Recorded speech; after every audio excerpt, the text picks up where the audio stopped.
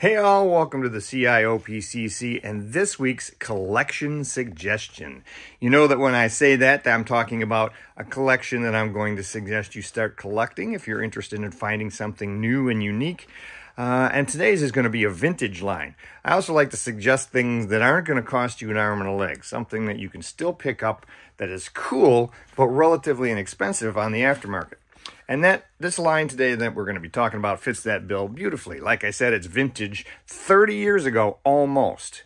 This line was produced. If you think about it, this line started in 1996. If you started collecting in 1996 and wanted a 30-year-old line, you'd be looking at Captain Action, G.I. Joe, the 12-inch figures, or maybe Best of the West.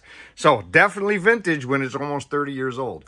And that would be Legends of the Dark Knight. Like I said, Kenner produced this line. It's a line of about 22 figures. There are 4 others I will mention that will be your holy grail to find someday. I don't expect to ever find them, but you never know. You might get lucky. This line is a very weird series of designs. That's what I loved about it. You can see in back they did a lot of Batman, which I have mostly carded. Actually, I think I have this whole line carded complete, but I liked opening up the villains, which you'll see here in a minute. The Batman I wasn't quite as worried about. But like I said, most of these wild designs, very Elseworlds, you can still pick up relatively cheap on eBay. Now this last one here, this was an exclusive that they did. They repainted this guy. You'll see Batman down here in the blue and gray. And they did him in these black colors and called him the Dark Knight. The reason for that, of course, remember, 1990s, this is the Nolan Batman period. And they really wanted in these late 90s to be able to take advantage of that fact. So, you know, they wanted some of that sweet Nolan movie money. Right here we have the second Robin they did. I showed you one carded a minute ago. This one actually has 2 versions. Here in the front, he has brown hair, and he does not have an R on his chest. That's the key. I mentioned the hair color, which is black on the one with the R, because that's the way most sites talk about it, black and brown-haired Robin. But I think it's really more obvious to look for the R on his chest. That's really the only, that one and this Batman had the repaint.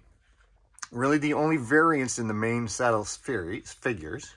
Here we have our cool, wild-looking designs for characters like Clayface, that Joker, the clothes come off and he's a skinny Joker inside, the Man-Bat, Catwoman with her weird mechanical exoskeleton. Most of these have some kind of play feature. Push a button on the back, arms swing around, torso swing, that sort of thing. Joker, his clothes pop off.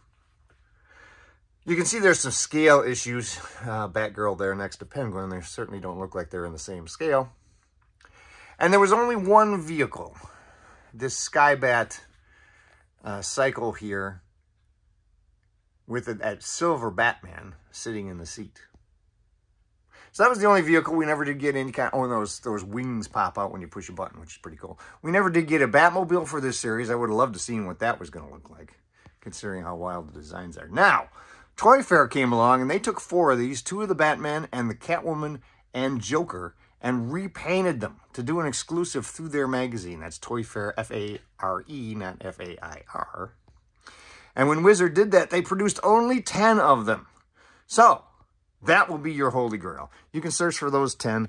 Trust me, you'll know them when you see them. They have a big Toy Fair logo on the label inside the package. Very clear that they're the Toy Fair repaints. If you ever do find them, hey, let me know. That would be terrific. Like I said, only 10 sets. I think I've seen 1 set come up for sale in the last 10 years. So, go for it. Now, like I said, that's our collection suggestion for the week. On Monday, we'll do another top 10. I think I'm going to talk about my top 10 favorite Mezco lines this time. And until then, I hope you have a great weekend and your collection grows.